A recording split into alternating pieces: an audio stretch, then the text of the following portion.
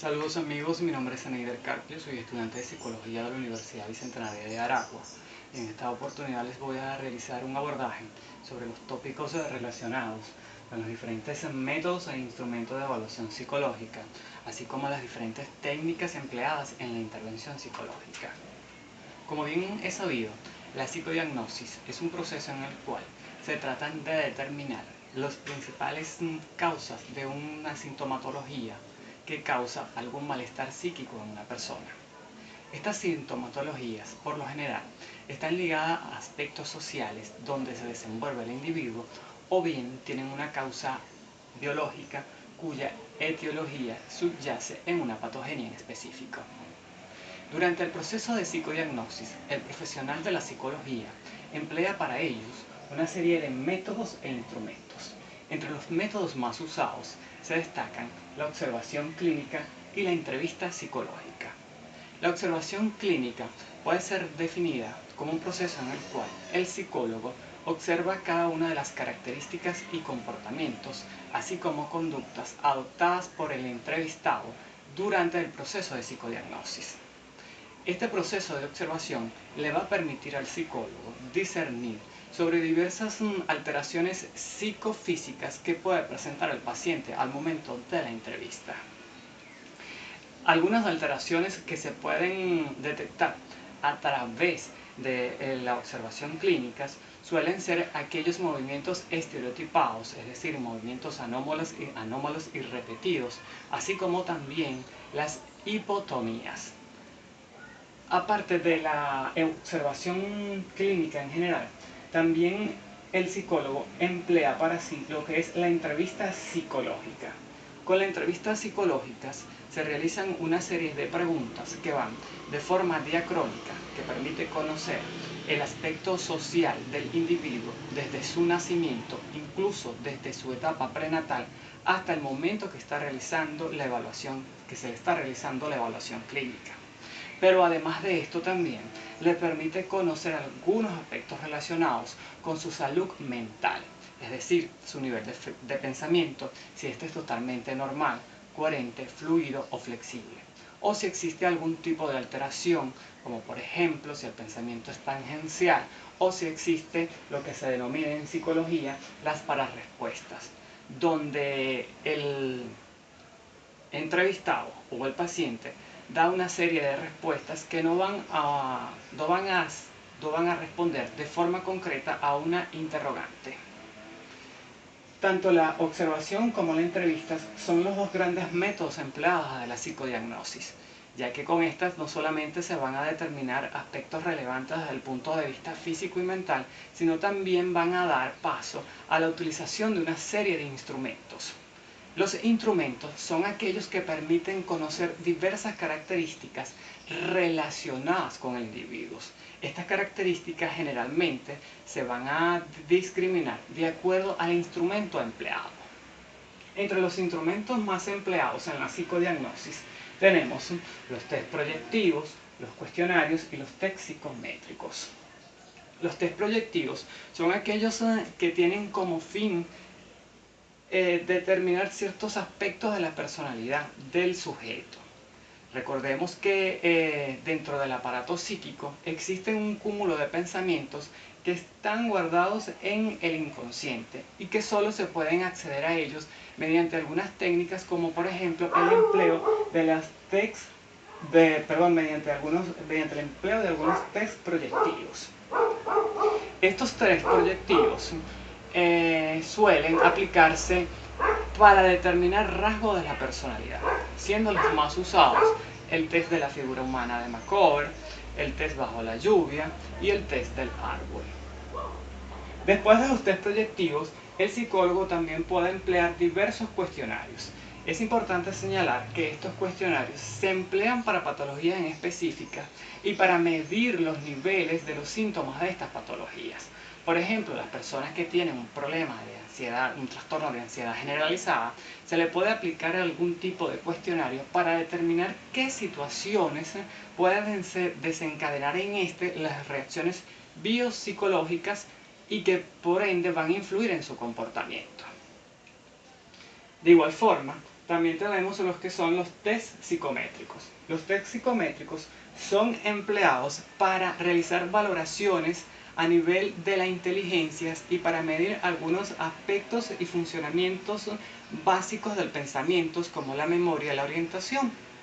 Algunos son tests psicométricos empleados por la psicología clínica y por algunas áreas como la psicología educativa.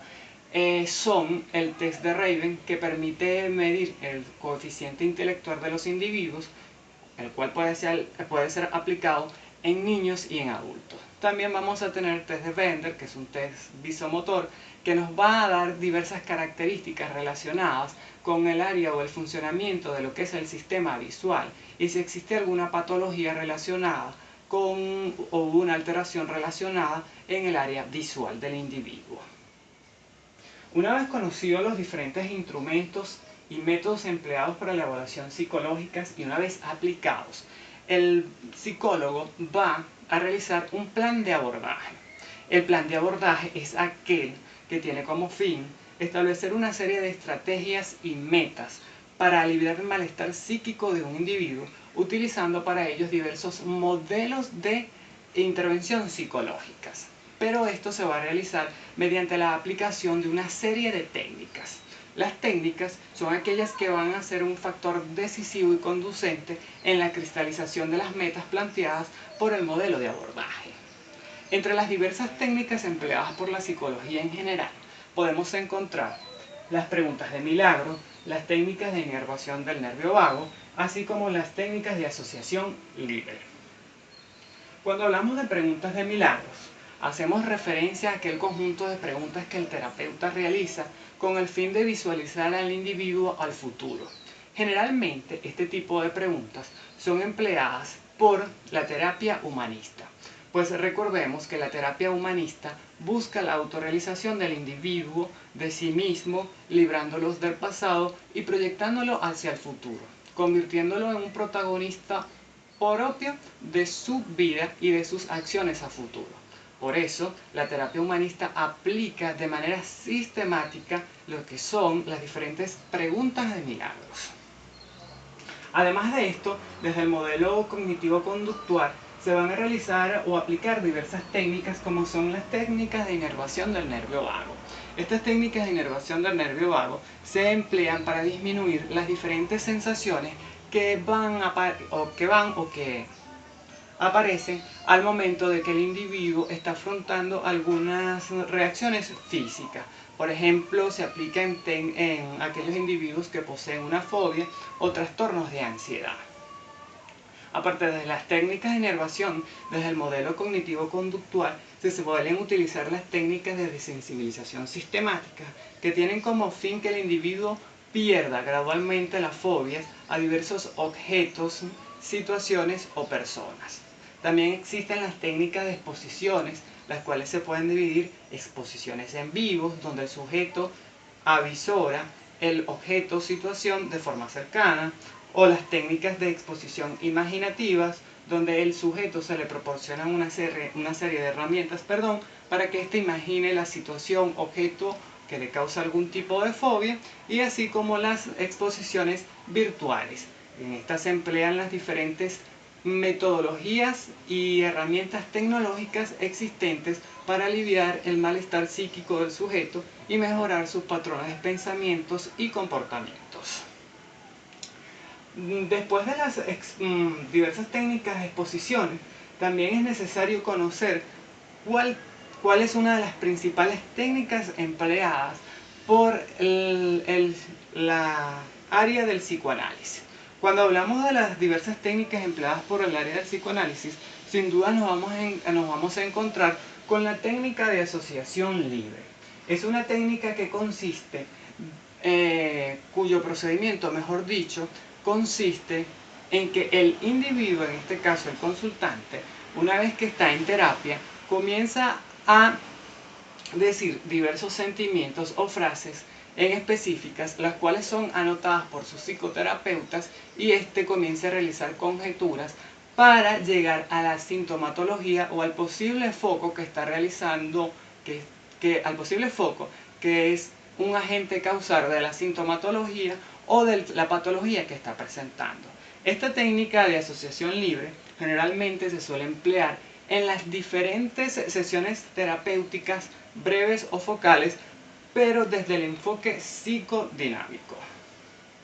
En conclusión, podemos decir que actualmente existen una serie de métodos e instrumentos que permiten realizar una evaluación psicológica de una forma objetiva y veraz, tal como lo pide el método científico, pues recordemos, la psicología es una ciencia que estudia los procesos mentales e infiere sobre estudia la conducta humana e infiere sobre los procesos mentales. Por tal razón, las diferentes técnicas deben ser aplicadas de forma correcta para lograr así un éxito en el plan de abordaje. Esto ha sido todo durante esta video exposición y será hasta una próxima oportunidad.